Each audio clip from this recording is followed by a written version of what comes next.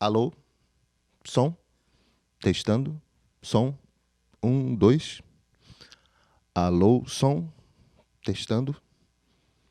Tudo pronto? Ok? Eu acho que você já ouviu isso alguma vez, ou no estúdio, ou em algum local de show.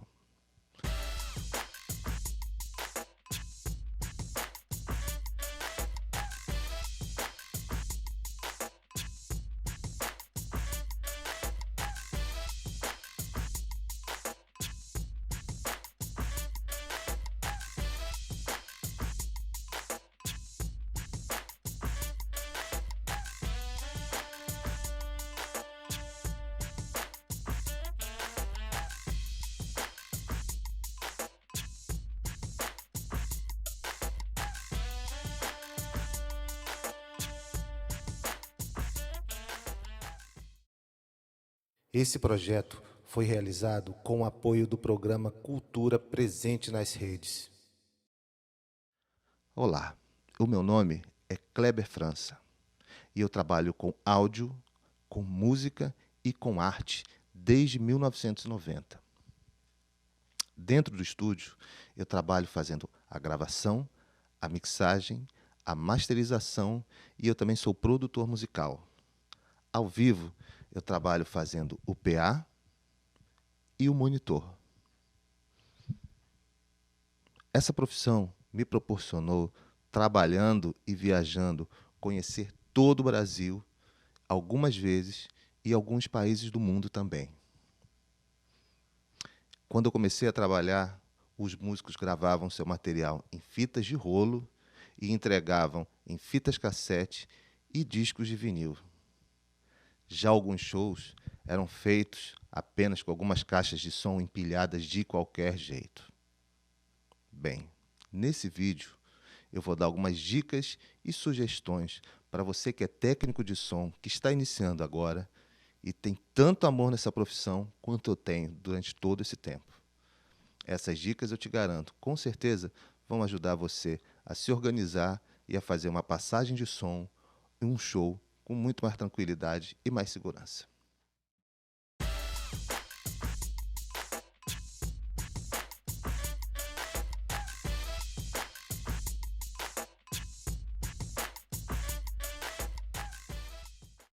Bem, primeiro, procure, se possível, conhecer o som da banda. Vê se eles já têm algum CD gravado, se eles têm algum DVD, se tem algum material na internet, algum clipe, ou algum show mesmo que tenha sido gravado e está na internet. Se possível também, vá no ensaio, conheça os músicos, veja se tem alguma peculiaridade de algum músico e aí essa informação já vai te ajudar muito na hora da passagem de som e do show principalmente. Pergunte aos músicos se eles usam ou levam algum processador de efeito ou algum microfone, algum material extra para a apresentação. Por quê?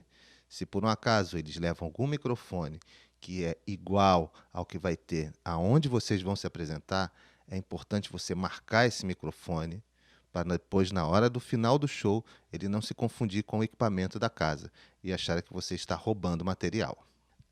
E se eles levam algum processador de efeito, bem, procure aprender a mexer nele antes. Não tenha vergonha se você não sabe. Pergunte para eles, mostre o seu interesse e eles vão te ensinar como usar ele direitinho para a hora do show. Procure também entrar em contato com o local que vocês vão se apresentar. E procure pelo técnico de som responsável. Eles costumam chamar de o técnico da casa. Bem, esse técnico da casa é o cara que está lá todo dia, toda noite, todo final de semana, todas as apresentações, ele que atende as bandas que vão lá. Então, se você está indo trabalhar com o artista, bem, nada melhor do que você se apresentar e já se informar quais são as consoles, os microfones, os amplificadores, as vias de monitor e se há alguma necessidade de levar algum material extra ou até mesmo alugar. É ele que vai te ajudar nisso. É com ele também que você vai saber o horário disponível para a montagem, o horário para poder fazer a passagem de som, se vai haver outras atrações no mesmo palco que você vai se apresentar. E com ele, você vai poder organizar esses horários e a ordem das atrações e dos artistas que vão apresentar nesse dia. Tendo outras atrações ou outras bandas no mesmo palco, no mesmo local, bem, é muito importante você organizar a ordem de passagem de som. Essa ordem é baseada em cima da ordem da apresentação. Vou dar um exemplo. A primeira banda a se apresentar na noite, ela vai ser a última banda a passar o som. Por quê? Quando você passa o som da última banda, ela fica com o palco todo montado para ser a primeira a se apresentar. Em compensação, a última banda a se apresentar na noite é, de verdade, a primeira a passar som, porque ela vai passar o som, vai sair e depois vai entrar a próxima. É importante também descobrir qual material será compartilhado. Por exemplo, todas as bandas vão usar a mesma bateria, todas as bandas vão usar o mesmo amplificador de baixo, todas as bandas vão usar o mesmo amplificador de guitarra. Bem, se algum músico não quiser compartilhar, a dica é ele levar o seu material de casa. Ele pega e leva o seu amplificador, ou a sua bateria, ou o seu microfone de casa. Agora, se for ter que compartilhar com as outras bandas, a sugestão é: faça uma marcação com fita, tire uma foto no seu celular, faça anotações, marque no chão a posição do amplificador, marque no chão a posição do retorno, porque quando você combina com todo mundo e todo mundo fica ciente, bem, na hora não vai dar problema. E é aquela boa e velha história: o combinado nunca sai caro. Tenha um uniforme preto básico, camisa preta, calça preta.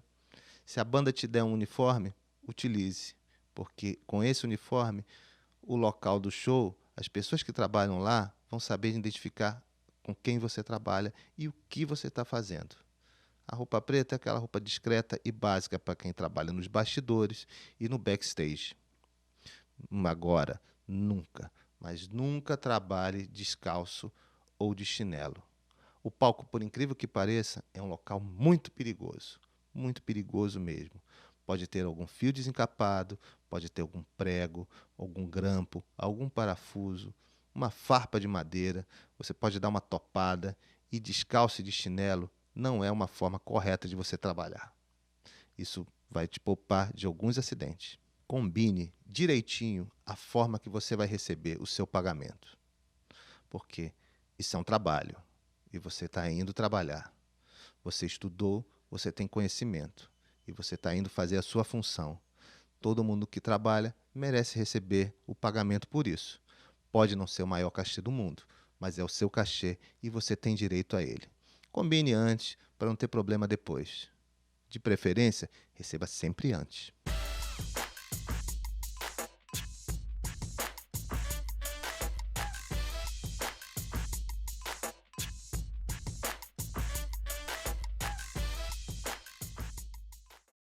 Procure chegar antes da banda, se possível.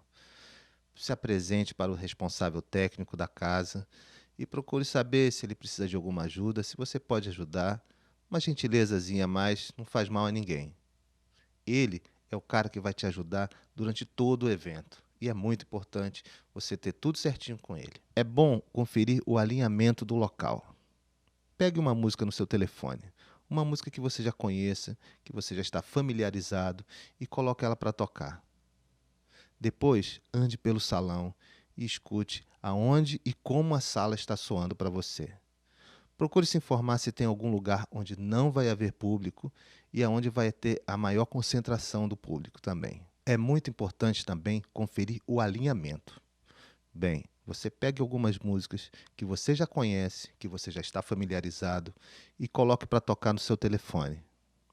Feito isso, dê uma volta pelo salão e escute, estude, preste atenção, veja se tem algum local onde o PA não está atingindo, se tem pontos cegos, aonde vai ter de repente uma maior concentração de público. Preste atenção e se informe se o volume que você está tocando é o volume ideal para a hora do show, porque é o momento de você ver se há alguma sobrecarga de equipamento. se tem algum amplificador que está clipando, se tem alguém que está distorcendo, se tem alguma caixa desligada. Porque às vezes, simplesmente, do dia para a noite, ou da noite para o dia, alguma caixa pode ter desligado. Algum esbarrão, algum mau contato. E nessa hora que você está sozinho lá, você vai poder descobrir e checar se está tudo ok. Feito isso no PA, faça isso no palco também. Porque lá no palco há uma chance muito maior dos monitores estarem falando e soando de forma diferente. A fadiga do equipamento no palco é muito maior e muito mais fácil de acontecer. Às vezes um amplificador pode estar clipando em relação ao outro, às vezes um monitor pode ter mais agudo ou menos agudo, ou algum falante ou algum drive pode ter queimado de um show para o outro. Então, só checando um por um, com calma, que você vai poder definir isso e fazer as correções e consertos se possível. Converse e combine com os músicos a hora da entrada deles no palco para a montagem para a passagem de som. Por exemplo, primeiro bateria, depois baixo, guitarra, teclado, outros instrumentos e as vozes. Bem, eles podem até ir montando e regulando fora do palco, ou até mesmo no palco de forma independente. Mas peça, com toda a gentileza, para eles tocarem só na hora que pedir. Mostrar para os músicos que, o quanto mais rápido eles seguirem o que você pedir, mais rápido eles vão atingir um melhor resultado, e você também, para a passagem de som não ser demorada, não ser chata e todo mundo conseguir um ótimo resultado. Mostrar que quanto mais rápido eles seguirem o que você pedir, mais facilmente você vai atingir um melhor resultado para todos, inclusive para você. Agora, durante a passagem de som, pense bem, pense no seguinte: às vezes não é necessário aumentar um instrumento para atingir outro. Por exemplo, às vezes não é necessário aumentar a bateria para chegar no volume da guitarra, e sim abaixar a guitarra para chegar no volume da bateria. Porque depois de tudo isso, depois que você colocar todos os canais, todos os instrumentos, você ainda tem uma voz que tem que aparecer nítida e inteligível. Ao término da passagem de som, se a console for digital, certifique-se que você salvou corretamente essa cena. Coloque na sua pendrive, de preferência, tenha 2 pendrives. Agora, se você não sabe salvar a cena, chame o técnico responsável. Ele vai fazer isso para você e vai fazer o backup também. Agora, se a mesa não for digital, for analógica, faça marcações, tire fotos, certifique-se que se alguém vai mexer em algum canal que você vai utilizar. Tente fazer alguma anotação que você possa depois fazer um recall disso.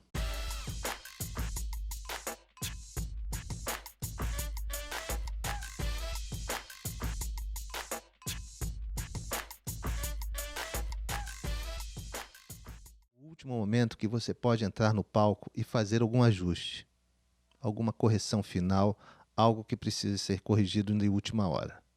Porque após isso, se algo der errado, uma coisa é certa: você entregou o palco em todas as condições perfeitas e algo que aconteceu de errado foge da sua responsabilidade. A ordem das músicas. Nessa lista, você vai poder fazer alguma anotação importante, como uma troca de instrumento, ter que fechar algum canal ou uma participação especial que vai acontecer. É sempre bom ter essa lista atualizada à mão, sempre perto de você. Comece a apresentação com prudência. Verifique as condições da casa. Volume alto nunca foi e nunca será sinônimo de qualidade. É claro que um pouquinho mais de punch sempre ajuda a plateia a se animar. Um setlist é montado com clima, e o show pode ter o seu momento onde é um pouco mais suave e outros momentos com mais intensidade, onde você pode segurar um pouco mais a mão no PA ou dar um pouquinho mais de pressão. Fique bastante atento com os músicos no palco. Às vezes, durante a apresentação, eles podem estar tentando se comunicar com você e você não está entendendo ou até não está enxergando. Preste atenção ou, se possível, combine alguma coisa com eles antes. Algum sinal, alguma dica, alguma coisa que possa te ajudar a tomar a decisão certa durante a apresentação. Nem sempre a mesa de PA fica no local ideal. Qual seria esse local ideal? Centralizada, lá na frente do PA, entre as duas caixas. Às vezes ela está num canto, às vezes ela está no outro lado, às vezes ela pode estar no mezanino, às vezes ela pode estar até atrás do palco. Bem, na hora que já tiver tudo funcionando e o show já estiver andando, costume dar uma volta, dê uma escutada no salão, ver se tem alguma correção que você pode fazer. Procure checar o palco. Veja se tem alguma decisão que você precise tomar, se tem alguma frequência que você acha que está sobrando ou faltando. E aí você pode dar uma correçãozinha. Agora, se algo der errado, e pode dar errado, mantenha calma. Mantenha calma sempre. Não adianta se desesperar. É você que está no comando. E você precisa ter a cabeça fria para tomar as decisões certas nesse momento. Agora, ao término da sua apresentação, recolha o seu equipamento, guarde o material que você utilizou, deixe tudo no lugar, seja gentil, agradeça as pessoas, deseje boa sorte. E é isso aí, meu amigo. Bem,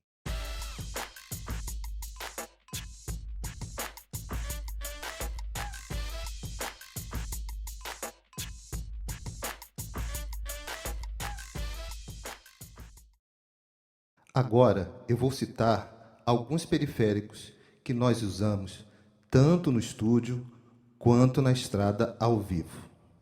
Primeiramente, eu vou falar do compressor.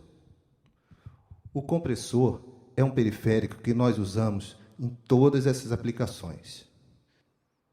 Normalmente, todos os compressores possuem parâmetros parecidos ou iguais. Nós temos o threshold, o ratio e o output gain, além do bypass. O threshold, você define aonde você quer que o aparelho comece a atuar com o áudio que está sendo insertado nele. O outro parâmetro básico que também todo compressor possui é o ratio. O ratio define a taxa de compressão que o aparelho vai exercer no áudio. Com essa taxa, você define se você quer que ele atue mais ou se ele atue menos, dependendo do quanto que você seleciona no aparelho.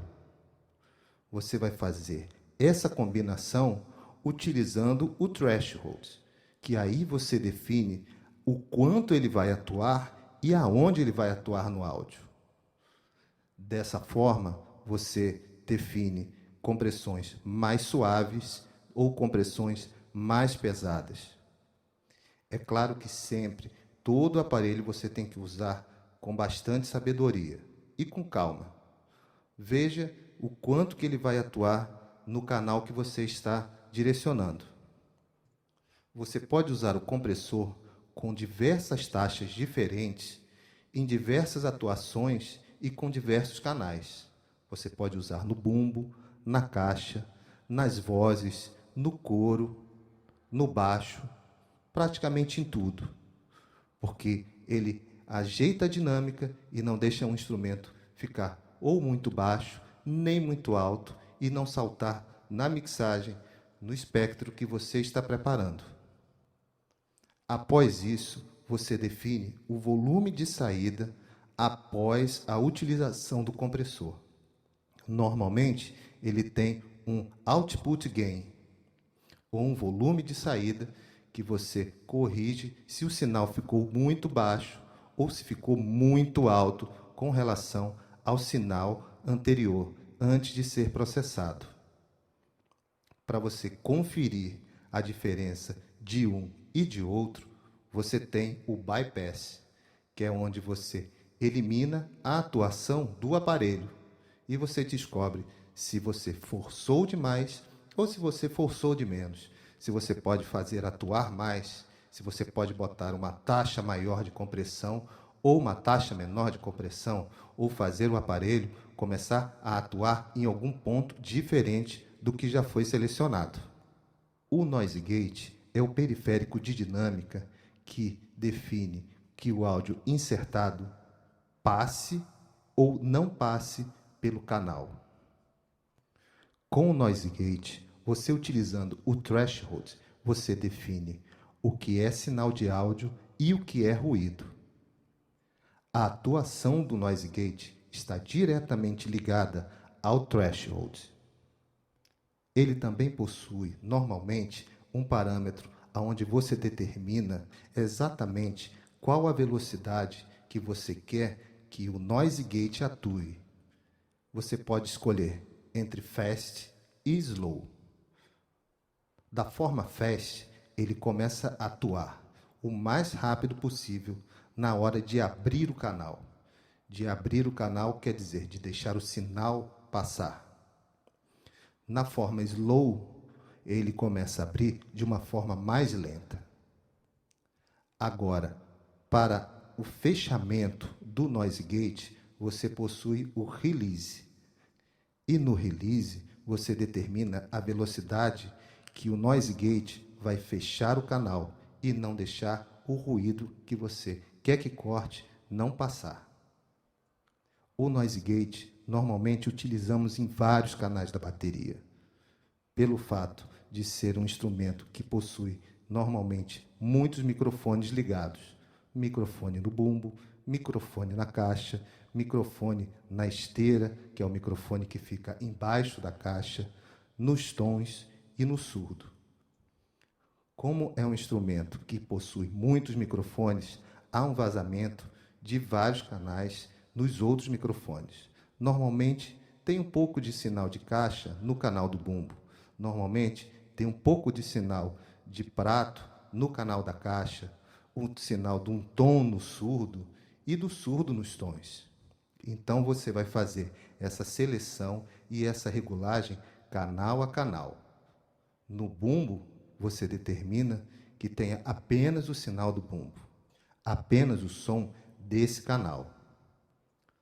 Você regulando exatamente o bumbo, não fazendo de repente um release muito rápido, você deixa o bumbo com bastante corpo antes de entrar o vazamento do canal da caixa. Já no canal da caixa, você pode fazer com um ataque bem rápido e com release também um pouco mais rápido, que aí você evita o vazamento do contratempo, o vazamento do prato e também o vazamento do bumbo. Nos tons, você faz a mesma regulagem, canal a canal. Confere como está soando o primeiro canal do tom. Regula a entrada do áudio. Acerta se é mais fast ou mais para o slow, ou como é a taxa do release. A mesma coisa você faz nos outros canais de tom e no surdo. O mais interessante é você fazer como tudo isso soe naturalmente, de uma forma que você não note a atuação do noise gate no instrumento. As pedaleiras de guitarra sempre possuem a regulagem de noise gate, que é para evitar aquele ruído, aquele rame que normalmente incomoda quando dá o silêncio na música. Os equalizadores, eles trabalham atuando na correção das frequências. Nós dividimos as regiões do equalizador em grave, médio, médio agudo e agudo. Com essas regiões definidas na sua mente, você determina aonde você quer que ele atue em cada canal. Normalmente, os equalizadores gráficos, quando eles são completos, eles possuem 31 bandas de frequência que você utiliza para corrigir o seu áudio. O equalizador é uma ferramenta para isso, para corrigir determinadas imperfeições em frequências determinadas que você quer retirar do áudio que você está processando. Analise com bastante sabedoria o que você quer, o que você pretende corrigir no áudio. Se você acha que tem uma frequência de médio grave que está demais, descubra essa frequência e retire. Às vezes é necessário você excitar, você dar um pouquinho mais de pressão nessa frequência para saber se é essa frequência exata que você não quer que soe. Com o equalizador gráfico, você consegue excluir aquela frequência que está causando um feedback. O feedback é aquela microfonia que tanto incomoda no show, tanto no PA quanto no monitor. Você, às vezes, como eu disse, excitando essa frequência, você descobre qual que está sobrando, qual que está fazendo essa realimentação no áudio. E aí, com isso, você dá o corte e exclui ela desse canal. Utilizamos muito o equalizador gráfico na saída da mesa, tanto no PA quanto nos canais que monitoram o palco, porque com ele nós fazemos essas correções. Existem muitos aplicativos de telefone que conseguem identificar frequências que estão sobrando no ambiente. Você fazendo a leitura do que você está vendo no telefone, você consegue fazer essas correções usando o equalizador gráfico, assim como no PA e da mesma forma no palco, eliminando as chances de haver a microfonia. Durante a passagem de som, que você consegue fazer bem a regulagem dele. Você consegue examinar com mais calma do que durante o show. É o melhor momento para você utilizar essa ferramenta com mais intensidade. Nas mesas de som, você também possui equalizador em todos os canais, mas não são equalizadores gráficos, são equalizadores paramétricos. Esses equalizadores paramétricos, você consegue apenas atuar em poucas regiões. Existe também um outro tipo de processador, que é o processador de efeito. Com esse processador, você consegue criar dimensões e efeitos bem diferentes para o áudio. Existe uma infinidade de marcas, uma infinidade de modelos que trabalham só com isso. Cada um tem a sua peculiaridade. Cada um soa diferente um do outro. Existem aparelhos que trabalham apenas com reverbs. Eles possuem o reverb hall, o room, o plate, o reverse. Tem outros que trabalham apenas com delays. E tem os multi-efeitos, que possuem vários e diversos modelos de efeitos diferentes. Eles possuem normalmente reverbs, câmaras de eco, delays, phasers, pitch shifters, coros, distorções, trêmulos, filtros dos mais diversos e possuem também combinações que você pode juntar o reverb com delay, o reverb com coros, o phaser com delay. Há combinações muitas vezes dentro do próprio aparelho. E você pode somar e escolher a textura, o efeito que você quer e a forma dimensional que você quer dar. Bem, cada um tem uma forma diferente de trabalhar, cada um tem uma forma diferente de você entrar nos parâmetros, mas normalmente são básicos. São o tempo do reverb, o tempo do delay, o feedback do delay, o corte do reverb, a atuação do chorus, a atuação do phaser, como o oitavador vai funcionar, quantas oitavas e quantas vozes ele vai abrir nesse efeito. Tem muita, mas tem muita combinação diferente, muita combinação legal, muita combinação interessante em muitas marcas. Há um universo muito grande nos processadores de efeito. Você vai conhecer vários, vai aprender a mexer em vários. Tem tempo, não se preocupe. É só ir com calma, ir pesquisando e você vai vendo a função de cada um, como um soa melhor que o outro, qual o aparelho que você vai gostar mais de trabalhar, qual efeito que você vai gostar mais de usar e qual aparelho vai se encaixar melhor para o artista que você trabalha. Com o tempo, você vai decidindo qual é a melhor forma de utilizar o melhor parâmetro para cada momento. O efeito que você usa para a bateria, o efeito que você vai usar para um coro, o efeito que você vai usar para a voz, o efeito que você vai usar para um determinado instrumento, para um violão. Tudo isso você vai definindo com tempo, com calma e com paciência. Não adianta se desesperar. Tem que ir com calma e mexendo e procurando os parâmetros e escolhendo o que é o melhor. Bem, eu do fundo do coração espero que essas dicas ajudem você que está iniciando agora nessa profissão. E quem sabe, daqui a uns dias, daqui a algum tempo, a gente se encontre por aí, tá bom? Um abraço.